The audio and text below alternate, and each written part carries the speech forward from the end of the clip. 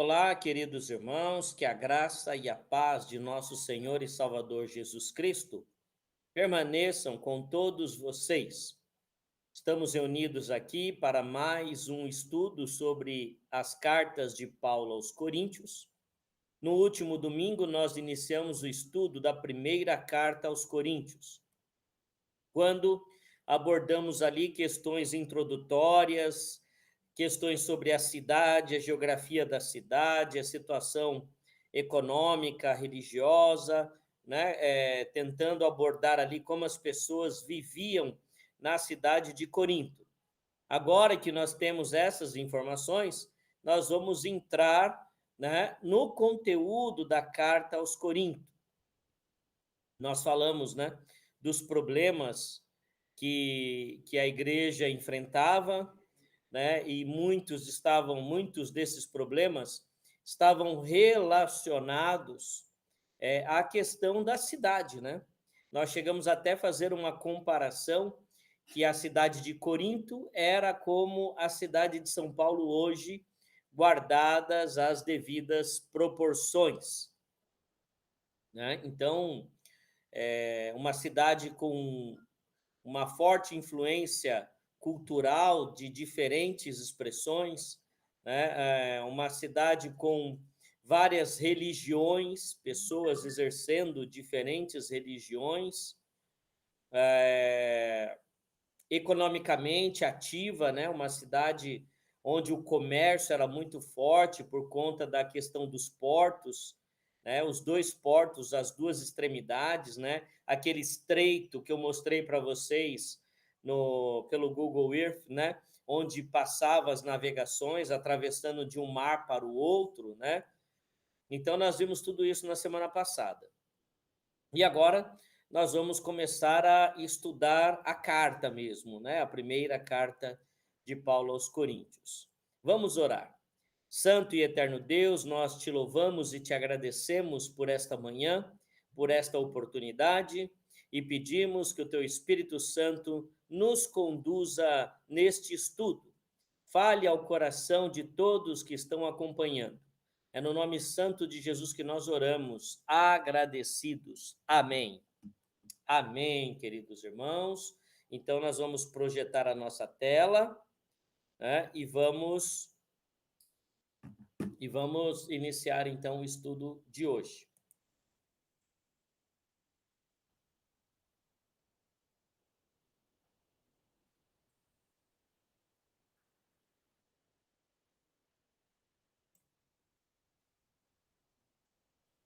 Então, vamos lá. Como nós já dissemos, né? A carta de Paulo aos Coríntios, é a quarta carta que o apóstolo Paulo escreveu, né? Quarta carta. A primeira foi Gálatas, depois 1 Tessalonicenses, 2 Tessalonicenses e agora 1 Coríntios. Vale destacar que não estamos seguindo a ordem em que as cartas se encontram no Novo Testamento, porque a ordem do Novo Testamento não é a mesma ordem cronológica dos eventos. Então, nós estamos seguindo conforme as coisas foram acontecendo em Atos dos Apóstolos. Então, vamos lá. O primeiro problema evidente na igreja de Corinto é que era uma igreja dividida, como nós já dissemos na semana passada. E essa divisão, ela se dava em diferentes esferas. Hoje nós vamos abordar uma das esferas que caracteriza essa divisão. Paulo fala muito de santo, né? Santificai-vos, sejam santos, né? E aí eu gostaria apenas, para que a gente tivesse sempre em mente quando estamos lendo a carta, qual é o conceito de santo que Paulo traz na epístola. Santo, que vem da palavra grega hagios, separado do mal e dedicado ao serviço do Senhor. Veja bem, não é separado das outras pessoas, é separado do mal e dedicado ao serviço do Senhor. Em Cristo, Deus nos separou, em Cristo, Deus separou sua igreja da mesma forma que pela lei separou Israel. Santificar é separar-se do mal e reservar-se para a obra de Deus, tá? Então aqui, queridos irmãos, nós temos o conceito, né? A ideia da palavra santo na carta, e não só nessa, mas em outras cartas que o apóstolo Paulo escreve. Tá? Para alguns, quando usa a palavra santo, dá uma conotação de santo relacionado à Igreja Católica, e não. Essa palavra que o apóstolo Paulo nos traz, hagios, é uma palavra onde ela se aplica a todos os cristãos, tá? Ela se aplica a todos os cristãos. Todos devem ser santos. Todos devem ser separados do mal e dedicados ao serviço do Senhor. A questão-chave dessa primeira aula nossa é a seguinte: o orgulho levou os coríntios a valorizar a aparência e eloquência exteriores em detrimento da obra genuína do Espírito Santo. O que eu quero dizer com isso? Os gregos, né, onde estava a cidade de Corinto, eles eram apegados à eloquência dos pregadores, né, à forma como eles falavam, e parte da igreja de Corinto estava mais preocupada com a eloquência e a forma do discurso do que propriamente com o conteúdo do discurso, que é a obra genuína do Espírito Santo. Aí eu até usei aqui uma expressão, apego maior à embalagem que ao conteúdo. Os gregos orgulhavam-se de sua sabedoria, né? Uma sabedoria que já vinha de séculos, né?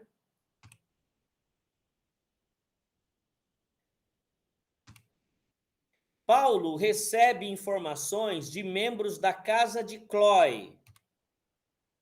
Não temos informações precisas sobre Cloé, porém, muito provavelmente tenha sido uma mulher e a casa convertidos ao Senhor por meio do apóstolo Paulo, quando este esteve por 1 ano e meio instalado na cidade de Corinto, né?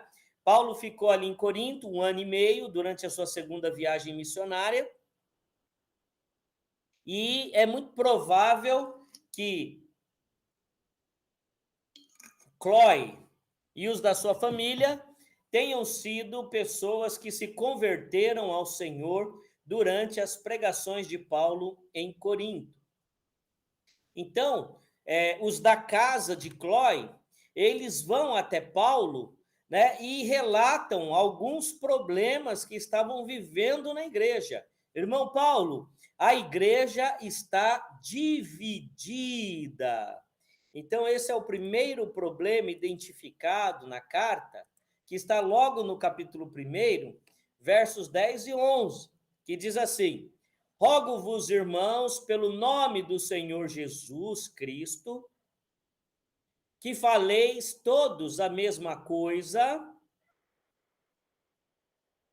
e que não haja entre vós divisões. Então tá aqui, ó. Então, logo de cara, nós já temos Paulo apontando o problema das divisões dentro da igreja. Antes, sejais inteiramente unidos, na mesma disposição mental e no mesmo parecer. Pois a vosso respeito, meus irmãos, fui informado pelos da casa de Cloé de que há contendas entre vós. Né? Vocês lembram que eu disse que as cartas, elas são respostas às informações que chegaram aos autores das cartas. Então, né, principalmente essa é uma característica muito forte na igreja, nas cartas paulinas, né? Paulo passou pela região, pregou, e ali ele deixou uma igreja, né, uma comunidade estabelecida, e depois, fazendo suas viagens missionárias, ele vai recebendo informações dessas igrejas. Ele recebeu informações sobre Gálatas, ele recebeu informações sobre os Tessalonicenses, e agora ele recebe informações sobre os coríntios. E a primeira queixa que é feita, né, a primeira denúncia que é feita, é que era uma igreja dividida, né? Dividida. As facções identificadas, né? Alguns comentaristas bíblicos, eles usam essa expressão para se referir a esses grupos, né? Facções, porque eles atuavam um contra o outro, né? Um contra o outro. Olha que coisa, né, irmãos? As pessoas dentro da igreja trabalhando, grupos trabalhando contra grupos. Olha aqui. Refiro-me ao fato de cada um de vós dizer: eu sou de Paulo, e eu de Apolo, e eu de Cefas, e eu de Cristo. Acaso Cristo está dividido? Então, a primeira pergunta que Paulo faz na sua carta aos Coríntios, né, uma pergunta retórica: estaria Cristo dividido para que dentro da igreja de Corinto tivesse grupos diferentes? E aí ele diz: foi Paulo crucificado em favor de vós? Quer dizer, para que haja grupo que diga, eu sou de Paulo, por acaso Paulo foi crucificado por vós? Ou Apolo? Ou Cefas? Porventura, batizados em nome de Paulo? Né? 1 Coríntios 1, 12, 13. Aí ele vai discorrer, quem leu, né, sabe o que eu estou falando, e é importante, né, que você leia a carta, que você leia, né, para que isso ajude na compreensão, né? Depois ele vai dizer que ele dá graças a Deus de não ter batizado muitas pessoas lá em Corinto, para que não fortalecesse essa ideia de facção, né? Esses grupos, irmãos, dentro da igreja de Corinto, né? Os grupos queriam um se sobrepor ao outro, tá? Um se sobrepor ao outro. Então, eram grupos que tinham rivalidade, eles eram rivais dentro da igreja. Queriam ter mais autoridade, porque um dizia, nós somos de Paulo, nós somos de Cefas. Quem é Cefas, irmãos? Cefas é o nome aramaico para Pedro, né? Outro, eu sou de Apolo, né? E alguns diziam, eu sou de Cristo. Aparentemente é bonito isso, né? Olha, eu não sou de Paulo, eu não sou de Apolo, eu não sou de Cefas, eu sou de Cristo. Mas havia também problemas em relação a esta afirmação, e nós veremos daqui a pouco. Então, os grupos queriam se sobrepor ao outro, demonstrando, na verdade, eles queriam mostrar uma espiritualidade, mas Paulo entendia que esse ato era uma carnalidade, não eram espirituais. Seria como as discussões sobre qual igreja é melhor, né? Quando a gente fica discutindo, a igreja A, a igreja B, a igreja C, né? E aí cabe a mesma pergunta que Paulo faz aos Coríntios: estaria Cristo dividido? Ou eu sou da igreja do missionário tal, eu sou da igreja da missionária tal, eu sou da igreja do apóstolo tal. Por acaso esse apóstolo morreu por algum de vós na cruz? Esse missionário, essa missionária morreu por algum de vós na cruz? Alguém dá a vida pela igreja? Não. A única morte que teve o poder de nos remir, que teve o poder de nos tirar da escravidão das trevas, foi a morte de Jesus Cristo e de ninguém mais. A morte de Jesus Cristo é a única que tem o poder para nos salvar dos nossos pecados, para nos transportar do reino das trevas para o reino da maravilhosa luz do Filho de Deus, o nosso Senhor Jesus Cristo. Então diziam: eu sou de Paulo, eu sou de Apolo, eu sou de Cefas, eu sou de Cristo. E aí, então, esses grupos, eles rivalizavam entre si,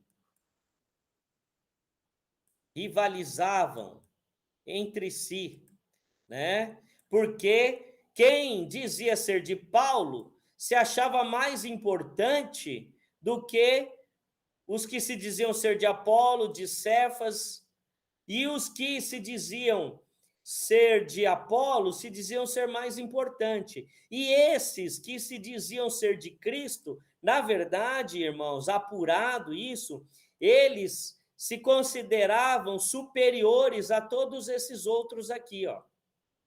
Nós somos de Cristo, nós somos melhores do que vocês, nós somos mais espirituais do que vocês. Então, quando você afirma que você é mais espiritual que alguém, você está sendo carnal, tá? A epístola aos Coríntios deixa isso bem claro para a gente. Então, quando no seu pensamento você diz assim: eu sou mais espiritual, então eu não tenho que ficar nessa igreja, porque eu sou mais espiritual que as pessoas. Você está sendo carnal. Bom, você seria membro da igreja de Corinto, tá bom? Porque você está se julgando superior aos seus irmãos. A raiz dessas facções, irmãos, era o orgulho, né? Era o orgulho. Uns tinham orgulho por seguirem Apolo, que era eloquente, falava bem. Outros, porque Paulo, seguiam orgulho por serem de Paulo, porque Paulo era o fundador do cristianismo ali naquela cidade. Outros sentiam orgulho por ser de Cefas, o grande Pedro. E outros diziam: nós não somos de nenhum desses, nós somos de Cristo, né? Somos melhores do que todos vocês. Também havia problemas nessa afirmação: eu sou de Cristo, como eu disse a vocês.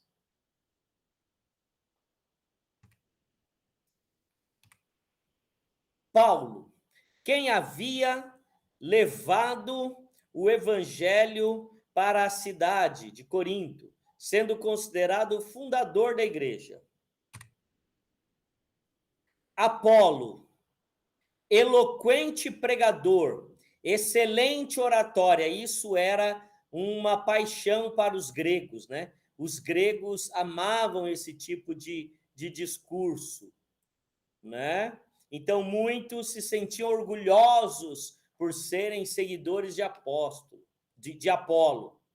Apolo foi descoberto por Priscila e Áquila quando estava em Éfeso pregando e foi enviado a Corinto depois que Paulo partiu de lá.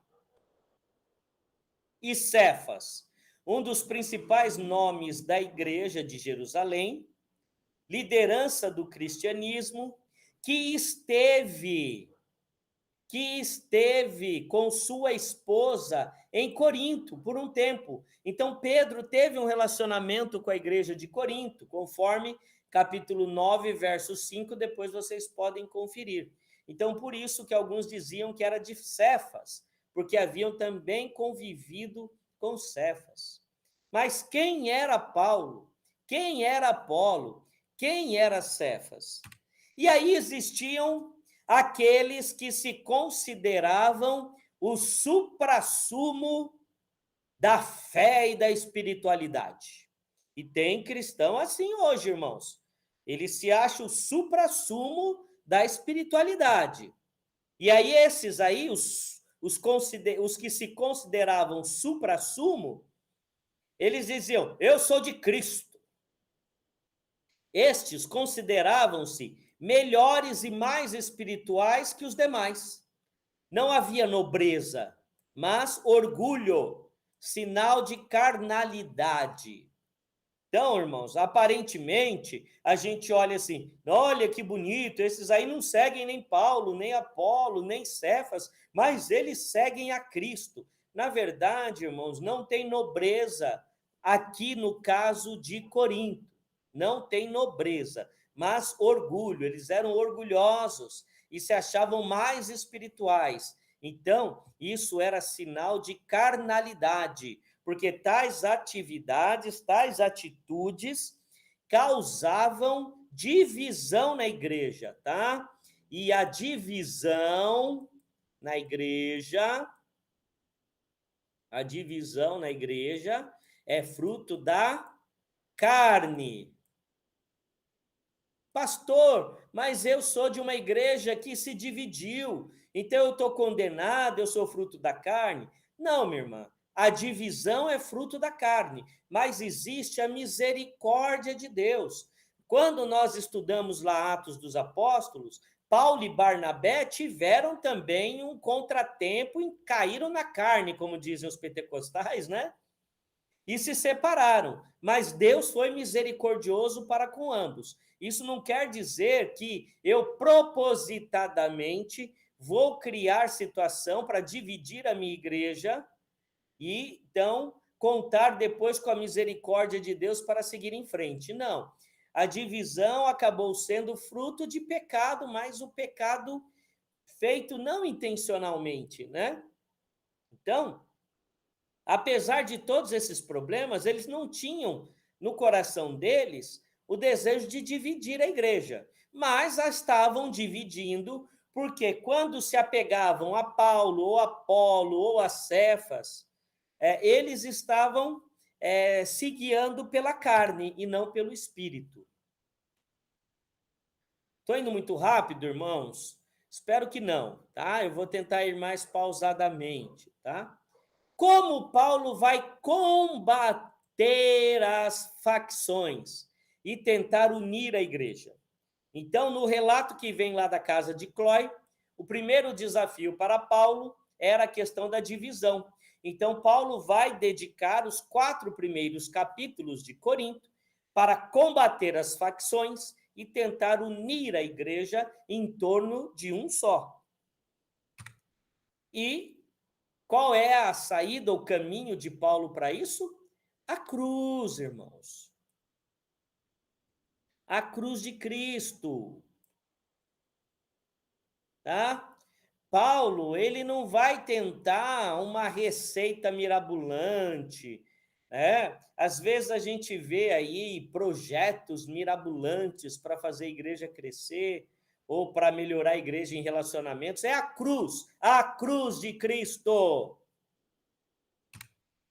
A cruz de Cristo, a sabedoria de Deus, que derruba o orgulho humano. Lembra que eu falei que o grande problema de Corinto era o orgulho dos seus membros, das pessoas que estavam na igreja, tá?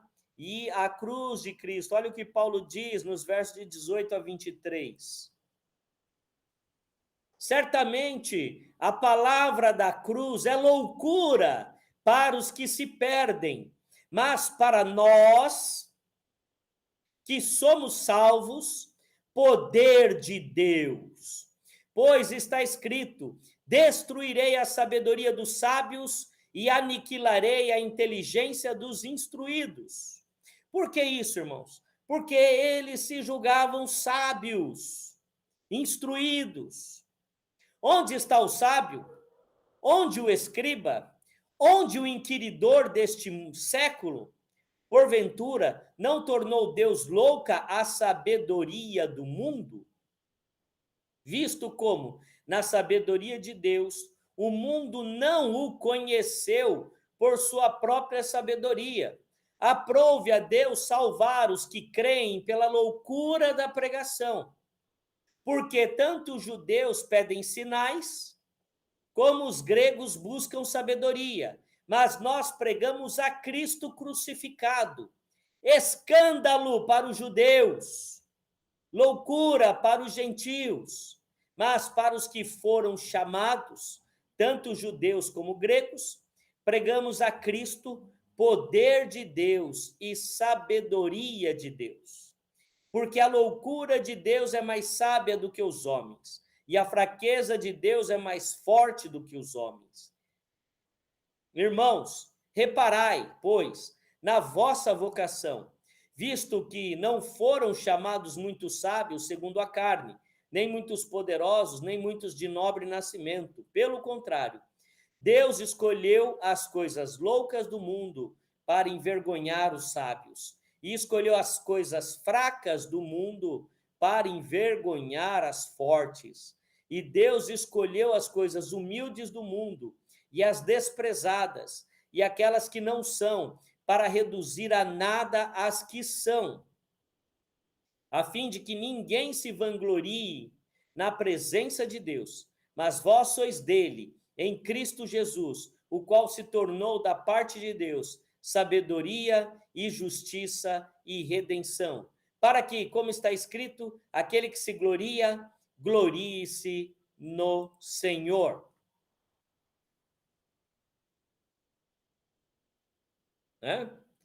Então, a cruz, queridos irmãos, é que manifesta o poder de Deus.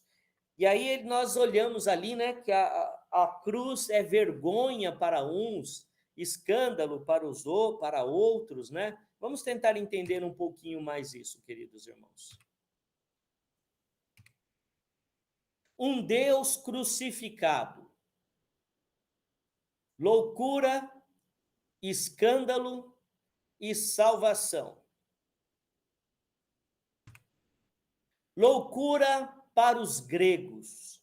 Por que loucura para os gregos de Corinto?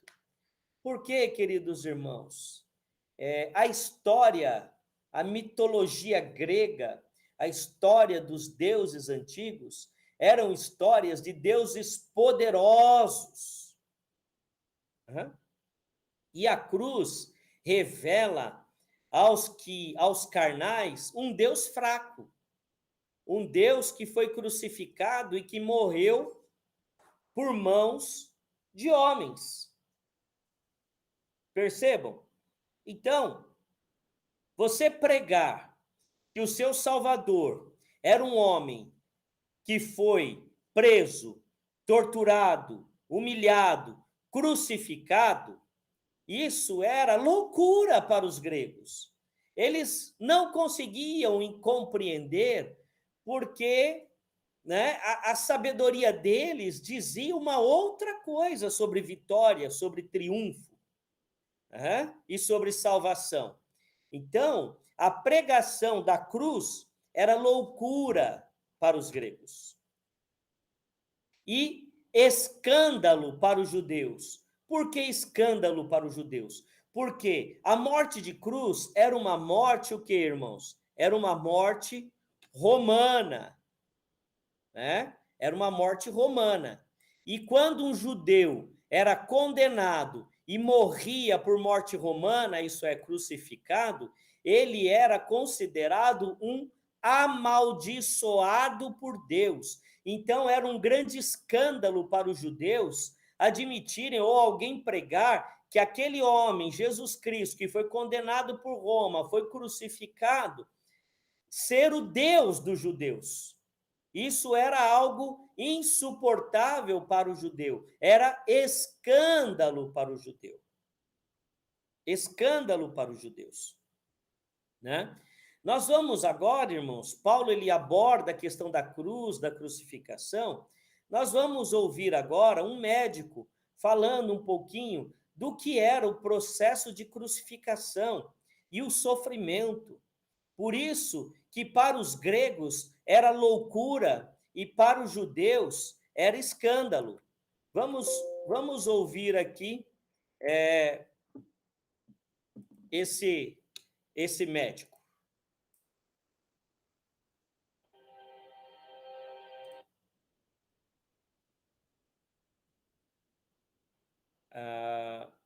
Só um minutinho, irmãos. Vamos pegar aqui direto no YouTube, porque eu acabei gravando como vídeo, né? Lá tá. Crucificação.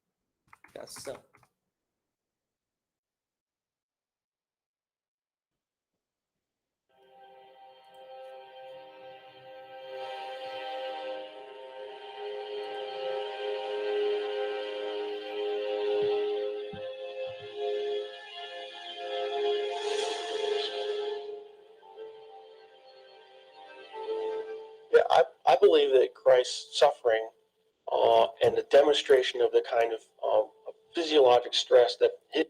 Só um minutinho, irmãos.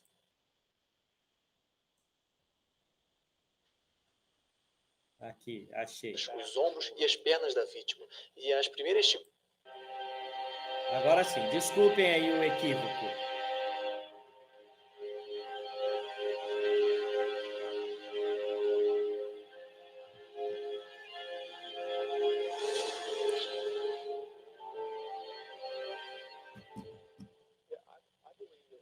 Eu acredito que o sofrimento de Cristo e a demonstração do tipo de aflição fisiológica sob a qual seu corpo humano estava são manifestos no jardim do Getsemane, onde é descrito que ele estava suando sangue. E lá está bem documentada uma condição médica em que pacientes que estão sob enorme quantidade de estresse emocional e fisiológico podem, de fato, suar sangue por causa do estouro de pequenos vasos sobre as glândulas, expelindo o sangue. O açoite envolveu o uso de um chicote curto com peças geralmente de metal, às vezes ossos, às vezes peças de porcelana envolvidas nessas tiras de couro, que eram utilizadas para rasgar normalmente as costas, os ombros e as pernas da vítima, e as primeiras chicotadas rasgavam uma parte específica do corpo, cortando a pele e a gordura. Mas, eventualmente, uma vez que as camadas externas se abram, elas começariam a chegar aos músculos e tendões, e, naturalmente, ao longo do caminho, elas cortam todos os vasos sanguíneos de suprimentos naqueles tecidos, e você está perdendo sangue o tempo todo. A planta que foi descrita, na verdade, tinha um espinho muito longo. Não os espinhos pequenos que pegaríamos de uma roseira. Estes eram espinhos de, normalmente, 1,5 polegadas ou 2 polegadas de comprimento. O couro cabeludo é uma das porções do nosso corpo com maior número de vasos sanguíneos. Há vasto suprimento de sangue lá em cima. Então, ter aqueles espinhos empurrados até a placa bone teria passado por todo o couro cabeludo, provocando enorme perda de sangue. Eu vi pessoas sangrarem até a morte por apenas uma lesão no couro cabeludo. Portanto, não é uma lesão pequena ter dezenas de espinhos empurrados para dentro do seu couro cabeludo, de modo que isso teria causado a perda de mais sangue.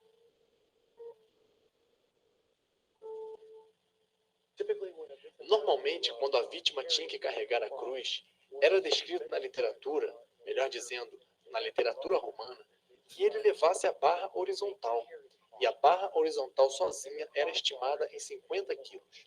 E, obviamente, se o seu braço está preso aqui, agarrado em cima da barra transversal, e você cai, você precisa de ajuda para se levantar. Você não pode se levantar sozinho simplesmente, porque não há nenhuma maneira possível sem os braços para se levantar. Então ele teria precisado de ajuda para se levantar. Se ele caiu, existe uma grande chance de ter batido com o peito, o que então poderia contar com a possibilidade de uma lesão cardíaca. Anatomicamente, podemos considerar o pulso como parte da mão. E assim que os pregos foram colocados entre o rádio e a una, nessa posição que se encaixa na definição de estar na mão, e é uma posição onde o prego não vai rasgar para fora, porque você tem que ter um sólido ponto de fixação. Outro ponto interessante sobre a colocação dos pregos é que o nervo médio passa exatamente através daquela parte especial do pulso, de modo que a destruição ou choque do nervo teria provocado enorme dor. Cada vez que tentasse tomar um fôlego, estaria agonizando. Estaria empurrando os pés, que naturalmente causa muita dor. E então você estaria pendurando os braços em dor, e assim se alterna de uma dor excruciante para outra dor excruciante, cada vez que se toma fôlego. Portanto, mesmo se ele sobrevivesse à presente crucificação, ele teria que sobreviver ao que me parece ser uma lesão letal da lança. Isto define se ele está vivo ou não. O que é descrito é uma grande quantidade de água e sangue, e implicaria tanto uma infusão pleural quanto a uma infusão de pericárdio. E o sangue teria que vir de uma artéria pulmonar, veia pulmonar, aorta, veia cava ou do próprio coração. Nenhuma dessas lesões, a menos que fossem tratadas imediatamente por um cirurgião do trauma, como eu, com todos os avançados equipamentos que temos, poderiam ser resistidas depois de alguns minutos.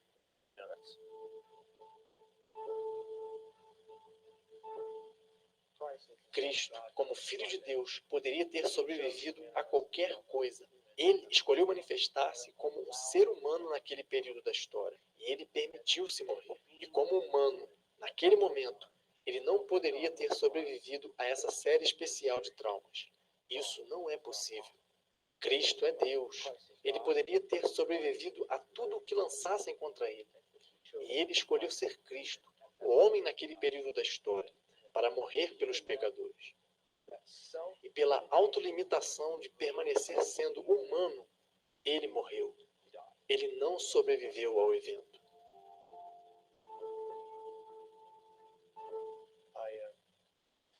Eu estou profundamente impactado por isso. Como eu percebo que o preço que ele pagou foi algo que eu nunca teria estado disposto a fazer, provavelmente por ninguém. É muito difícil para mim mesmo cantar músicas sobre a cruz, mesmo em adoração. Pois eu realmente entendo que ele pagou, o preço que ele pagou.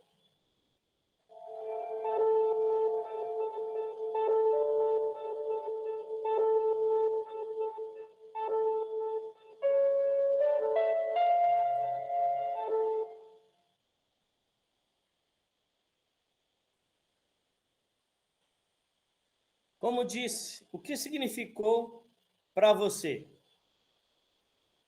Né? Então, um Deus crucificado, vendo tudo isso nesse vídeo, vendo tudo aquilo que Jesus se submeteu, sendo Deus, mas se tornando homem, era loucura para os gregos, loucura. Eles não podiam entender como que alguém que se realmente fosse Deus se submeteria a isso, e como um Deus poderia se reduzir a um homem comum e ser morto da forma como foi. Então, para os gregos, a pregação do evangelho era loucura. Para os judeus era um escândalo, porque uma pessoa submetida naquela situação não poderia ser Deus. Porém, salvação para os eleitos de Deus.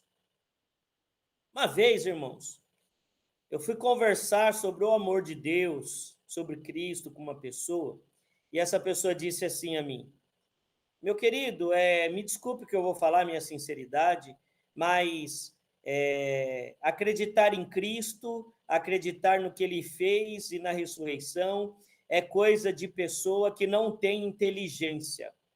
Então, os inteligentes deste mundo julgam sem inteligência aqueles que acreditam em Deus. Mas, para nós, a cruz é a salvação. Enquanto é loucura para uns, escândalo para outros, para nós é a salvação de Deus. Somente um morreu pelos nossos pecados. E é isso que Paulo está tentando mostrar à igreja de Corinto. Vocês têm orgulho de serem de Paulo, de Apolo, de Cefas, vocês se dividem, mas só foi um que morreu por vocês. Quem é Paulo? Quem é Apolo? Quem é Cefas? Apenas um morreu por vocês. Todos somos um em Cristo. Uma igreja dividida, irmãos, é uma igreja carnal. Se achavam uma coisa, mas eram outra. E, infelizmente, muitos crentes se acham uma coisa, mas são outra. Olha o que Paulo diz aos espirituais de Corinto.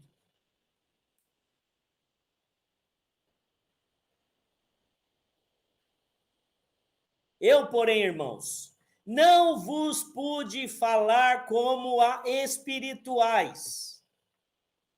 Eles que se julgavam espirituais, Paulo diz: eu, porém, irmãos, não vos pude falar como a espirituais, e sim como a carnais, como a crianças em Cristo. Leite vos dei a beber, não vos dei alimento sólido. Por que ele usa essa alegoria? Porque o bebezinho, quando é muito novinho, ele não tem o seu organismo preparado para alimentos sólidos. Então, ele sobrevive apenas com leite. Então, olha o que Paulo está dizendo: vocês são imaturos, vocês são como bebês, vocês não estão preparados. Vocês se julgam espirituais, mas não vos pude falar como realmente espirituais. Tive que falar com vocês como a carnais, porque ainda não podíeis suportá-lo, nem ainda agora podeis, porque ainda sois carnais. Lembra que eu falei que houve uma primeira carta de Paulo aos Coríntios que se perdeu e que aqui nós chamamos de primeira carta é a segunda, e a que chamamos de segunda é a terceira? Então, olha o que ele diz aqui. Olha aqui. Porque ainda leite vos dei a beber, não vos dei alimento sólido, porque ainda não podíeis suportá-lo, nem ainda agora podeis, porque ainda sois carnais, porquanto havendo entre vós... Deixa eu voltar um pouquinho aqui o texto. Dei alimento sólido, porque ainda não podeis suportá-lo, nem ainda agora podeis. Então, quando ele usa aqui, nem ainda agora podeis, nos dá a ideia de que no passado ele já escreveu da mesma forma com eles e eles não evoluíram, porque ainda sois carnais. Porquanto, havendo entre vós, olha o que havia entre eles, ciúmes e contendas. Não é assim que sois carnais e andais segundo o homem? Quando, pois, alguém diz, eu sou de Paulo, e outro, eu de Apolo, não é evidente que andais segundo os homens? Quem é Apolo? Quem é Paulo? Servos por meio de quem crestes, e isto conforme o Senhor concedeu a cada um. Eu plantei, Apolo regou, mas o crescimento veio de Deus, de modo que nem o que planta é alguma coisa, nem o que rega, mas Deus que dá o crescimento. Então, olha o que ele diz: nem o que planta, nem o que rega, mas Deus é quem dá o crescimento. Ora, o que planta e o que rega são um, e cada um receberá o seu galardão segundo o seu próprio trabalho. Porque de Deus somos cooperadores, lavoura de Deus, edifício de Deus sois vós. Então, veja bem, ele diz que ele, Cefas, Apóstolo e Apolo, eles são cooperadores de Deus, e que a igreja é lavoura de Deus, edifício de Deus sois vós. Então, os cooperadores trabalham na lavoura, trabalham no edifício. Tá? Então, eles se achavam tanta coisa e não eram nada disso. sabedoria deste mundo, loucura para Deus. Né? Olha que interessante o que ele vai dizer aqui, ó. Ninguém se engane a si mesmo. Se alguém dentre vós se tem por sábio neste século, faça-se estulto para se tornar sábio, porque a sabedoria deste mundo é loucura diante de Deus, porquanto está escrito: ele apanha os sábios na própria astúcia deles. E outra vez, o Senhor conhece os pensamentos dos sábios, que são pensamentos vãos. Percebe? É a carnalidade. Não há no Novo Testamento uma igreja mais carnal que a igreja de Corinto, irmãos. Não há. Né? E eles vangloriavam a sabedoria. Paulo é sábio, Apolo é sábio, Cefas é sábio, mas não é isso. Eles precisavam se atentar para a mensagem do evangelho. A maturidade espiritual supera as divisões. Então, Paulo estava escrevendo para os coríntios a fim de que eles conseguissem atingir a maturidade espiritual, deixando a carnalidade e assim superando as divisões. Olha 3, 21 a 23. Portanto, ninguém se glorie nos homens, porque tudo é vosso, seja Paulo, seja Apolo, seja Cefas, seja o mundo, seja a vida, seja a morte, sejam as coisas presentes, sejam as futuras, tudo é vosso, e vós de Cristo, e Cristo de Deus. Pastor, o que é esse tudo é vosso? O que Paulo estava dizendo aqui é que tudo que Deus faz, ele faz em prol do seu povo, da sua igreja. Então, tudo é feito para a sua igreja. Por isso, tudo é vosso, tudo é feito para vocês. Os coríntios estavam perdidos em discussões vãs, presos à carnalidade. O sábio deve renunciar à sua sabedoria e o forte à sua força. Então, o sábio não deve confiar na sua sabedoria e nem o forte na sua força. É o que Paulo diz, né?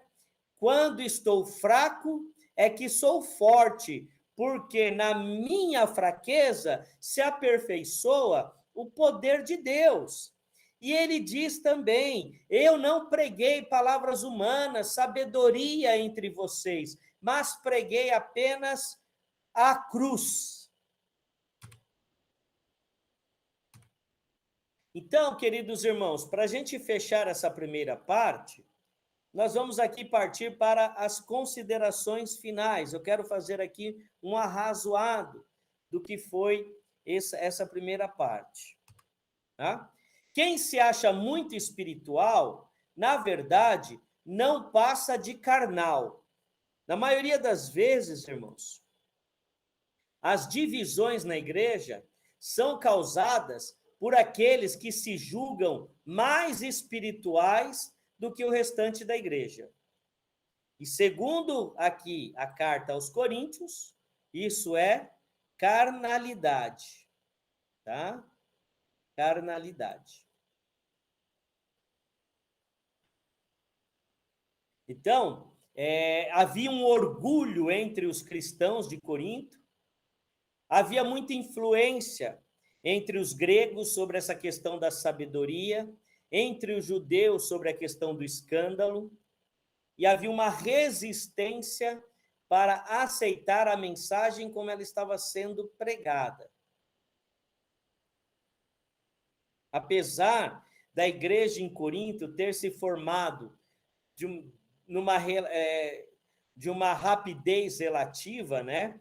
A igreja se constituiu rápido, mas quando Paulo partiu, ela foi envolvida, né, por essas influências que acabaram criando essas facções, essas divisões, né, e foram carnalizando a igreja, né, vamos assim dizer, né?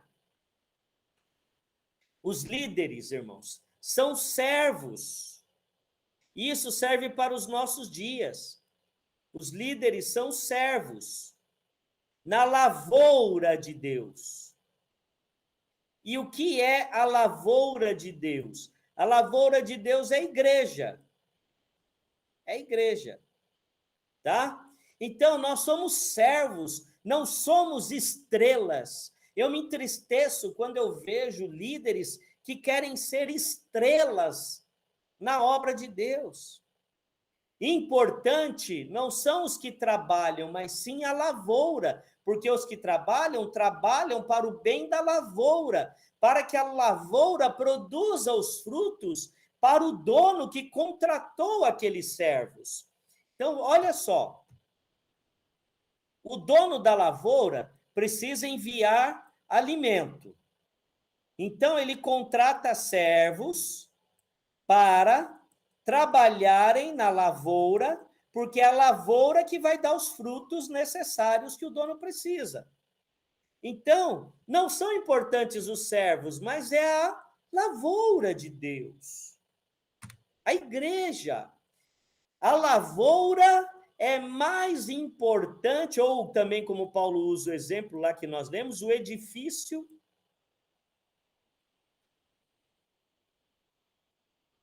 é mais importante que os servos que trabalham nela. Então, Paulo vai dizer aos coríntios que tanto ele, quanto Apolo, quanto Cefas, eles estavam ali a serviço de Deus para a igreja. Então, eles não eram nada além de servos. Ninguém deu ou dá a vida pela igreja. Eu já ouvi comentários, né? Foi feito de forma carinhosa, de pessoas que já partiram, e aí diziam assim, fulano que partiu, deu a vida pela igreja. Não! Ele pode ter trabalhado todos os anos da vida dele lá, mas ele não deu a vida pela igreja. Quem deu a vida pela igreja foi um só, Jesus Cristo. Ninguém mais deu. E a vida de Cristo dada pela igreja é suficiente para a salvação, para resgate do seu povo. Então não diga, fulano deu a vida pela igreja, não. Ele pode ter trabalhado a vida toda na igreja, mas ele não deu a vida pela igreja. Quem deu a vida pela igreja foi Jesus Cristo. Paulo não deu a vida pela igreja. Apolo não deu a vida pela igreja. Cefas não deu a vida pela igreja. Mas quem deu a vida pela igreja foi Cristo. Cristo apenas. A única morte que tinha o poder de nos remir de nossos pecados. Cefas morreu crucificado de ponta cabeça. A morte de Pedro, ou Cefas, não tinha poder para nos remir dos nossos pecados.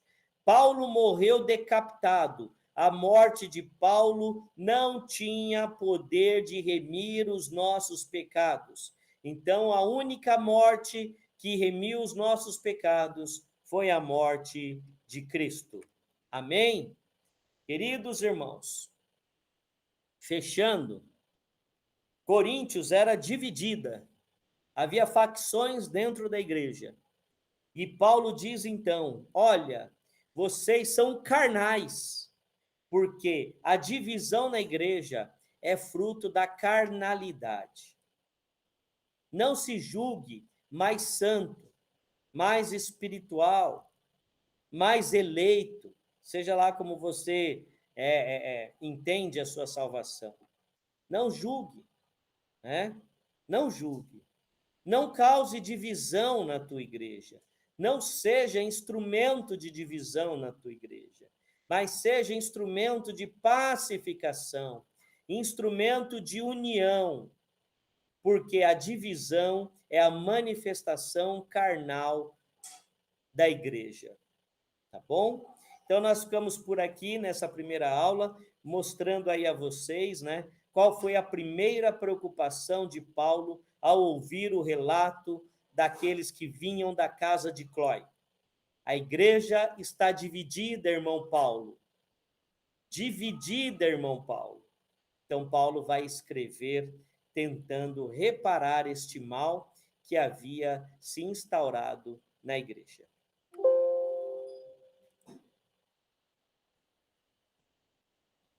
É isso, irmãos. A gente fica por aqui. Espero que você tenha aproveitado bem essa aula. Tá? Quiser comentar na nossa página no YouTube, se você é da igreja, no WhatsApp da igreja, fique à vontade. Se tiver dúvidas, pode me escrever, né? O meu WhatsApp é 99244 7862. 99244 7862. Então, essa foi a nossa aula de hoje. E no próximo domingo, partiremos para os capítulos 5, 6, onde Paulo aborda um outro problema muito sério que ocorria lá na igreja de Corinto, a questão da imoralidade sexual dentro da igreja, algo que está intimamente relacionado com a questão da cidade de Corinto, como já dissemos na primeira aula sobre esta carta, tá bom? Fiquem na paz, Deus abençoe, até a próxima aula. Paz de Cristo.